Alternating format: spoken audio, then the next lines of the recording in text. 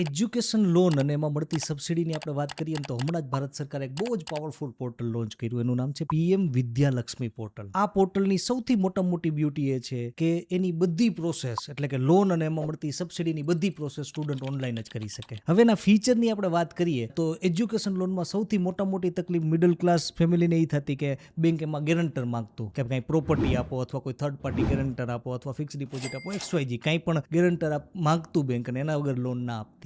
જ્યારે આ યોજનામાં ગવર્મેન્ટે સ્પેસિફાઈ કરેલું છે કે 10 લાખ રૂપિયા સુધી આમાં લોન મળશે અને એમાં કોઈ પણ જાતના ગેરંટરની જરૂર નથી. અને એટલા માટે જ આ પર્ટિક્યુલર યોજનામાં ગવર્મેન્ટે 3600 કરોડ રૂપિયાનું બજેટ ફાળવેલું છે. 2024-25 થી લઈને 2030-31 સુધી આ યોજના કાર્યરત રહેશે. અને આમાં મળતી સબસિડીની વાત કરીએ ને તો 4.5 લાખ રૂપિયા કરતાં ઓછી અમાઉન્ટની લોન હશે ને તો આ લોનમાં એક પણ રૂપિયો વ્યાજ સ્ટુડન્ટે ચૂકવવું નહીં પડે. બધું વ્યાજ જે છે એ ગવર્મેન્ટ સબસિડીના રૂપમાં ચૂકવશે.